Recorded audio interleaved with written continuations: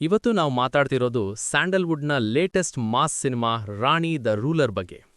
ಕನ್ನಡತಿ serial ಮೂಲಕ ಮನೆ ಮಾತಾಗಿದ್ದ ಕಿರಂಗ್ ರಾಜ್ ಇಷ್ಟು ದಿನ ಹರ್ಷನಾಗಿ ಸೌಮ್ಯವಾಗಿ ಕಾಣಿಸ್ತಿದ್ರು. ಆದರೆ ಈ ಸಿನಿಮಾದಲ್ಲಿ ಕೈಯಲ್ಲಿ ಲಾಂಗ್ ಹಿಡಿದು ರಗಡ್ ಲುಕ್ನಲ್ಲಿ ಅಬ್ಬರಿಸಿದ್ದಾರೆ. ಈ ಸಿನಿಮಾ ಈಗ ZEE5 OTTನಲ್ಲಿ ಬಿಡುಗಡೆಯಾಗಿದೆ. ಹಾಗಾದರೆ ಈ ರಾಣಿಯ ಆಳ್ವಿಕೆ ಹೇಗಿದೆ? ಕಿರಣ್ ರಾಜ್ ಅವರ ಈ ಹೊಸ ಅವತಾರ ವರ್ಕ್ ಆಗಿದೆಯಾ? ಪೂರ್ತಿ ನೋಡೋಣ ಬನ್ನಿ.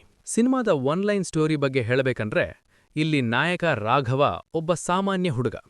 ಅವನಿಗೆ ಸಿನಿಮಾ ಹೀರೋ ಆಗ್ಬೇಕು ಅನ್ನೋ ದೊಡ್ಡ ಕನಸಿರುತ್ತೆ. ಆದರೆ ವಿಧಿಯಾಟವೇ ಬೇರೆ. ಒಂದು ಅಚಾತುರ್ಯದ ಘಟನೆಯಿಂದ ರಾಘವ ಜೈಲ್ ಪಾಲಾಗ್ತಾನೆ. 5 ವರ್ಷಗಳ ನಂತರ ಜೈಲಿನಿಂದ ಹೊರಬಂದಾಗ ಅವನು ಹಳೆಯ ರಾಘವ ಆಗಿರಲ್ಲ, ಇಡೀ ಅಂಡರ್ ವರ್ಲ್ಡ್ ನಡುಗಿಸುವ ರಾಣಿಯಾಗಿ ಬದಲಾಗಿರ್ತಾನೆ.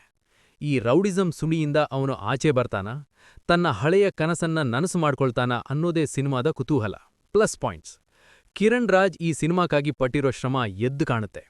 ಅವರ ಬಾಡಿ ಟ್ರಾನ್ಸ್ಫಾರ್ಮೇಷನ್, ಆಕ್ಷನ್ ಸೀನ್ಗಳಲ್ಲಿನ ಎನರ್ಜಿ ಮತ್ತು ಸ್ಟೈಲ್ ನೋಡಿದ್ರೆ ಕನ್ನಡಕ್ಕೆ ಒಬ್ಬ ಪ್ರಾಮಿಸಿಂಗ್ ಆಕ್ಷನ್ ಹೀರೋ ಸಿಕ್ಕಿದ್ದಾರೆ ಅನ್ನೋ ಫೀಲ್ ಕೊಡುತ್ತೆ. ಮಾಸ್ ಪ್ರೇಕ್ಷಕರಿಗೆ ಬೇಕಾದ ಪವರ್ಫುಲ್ ಡೈಲಾಗ್ಗಳು ಸಿನಿಮಾದಲ್ಲಿದೆ. ಈ ಸಿನಿಮಾದ ಬ್ಯಾಕ್ಗ್ರೌಂಡ್ ಮ್ಯೂಸಿಕ್ ಸಿನಿಮಾವನ್ನು ಬೇರೆ ಲೆವೆಲ್ಗೆ ತಗೊಂಡು ಹೋಗುತ್ತೆ. ಪ್ರತಿ ಫೈಟ್ ಸೀನ್ಗೂ ಸಖತ್ ಹೈಪ್ ನೀಡಿದ್ದಾರೆ. ರವಿಶಂಕರ್ ಮತ್ತು ಉಗ್ರಂ ಮಂಜು ಅವರ ವಿಲನ್ ಪಾತ್ರಗಳು ಸಿನಿಮಾದ ತೂಕ ಹೆಚ್ಚಿಸಿವೆ. ಮೈನಸ್ ಪಾಯಿಂಟ್ಸ್: ಕಥೆಯಲ್ಲಿ ದೊಡ್ಡ ಮಟ್ಟದ ಟ್ವಿಸ್ಟ್ಗಳಿಲ್ಲ. ನಾವು ಹಿಂದೆಯೇ ನೋಡಿರೋ ಅಂಡರ್ವರ್ಲ್ಡ್ ಸಿನಿಮಾಗಳ ಶೈಲಿಯಲ್ಲೇ ಈ ಚಿತ್ರ ಸಾಗುತ್ತೆ. ಮೊದಲಾರ್ಧದಲ್ಲಿ ಲವ್ ಸ್ಟೋರಿ ಸ್ವಲ್ಪ ಎಳೆದ ಹಾಗೆ ಅನ್ಸುತ್ತೆ. ಎಡಿಟಿಂಗ್ ಇನ್ನಷ್ಟು ಶಾರ್ಪ್ ಆಗಿದ್ದಿದ್ರೆ ಸಿನಿಮಾ ಇನ್ನೂ ವೇಗವಾಗಿರ್ತಿತ್ತು.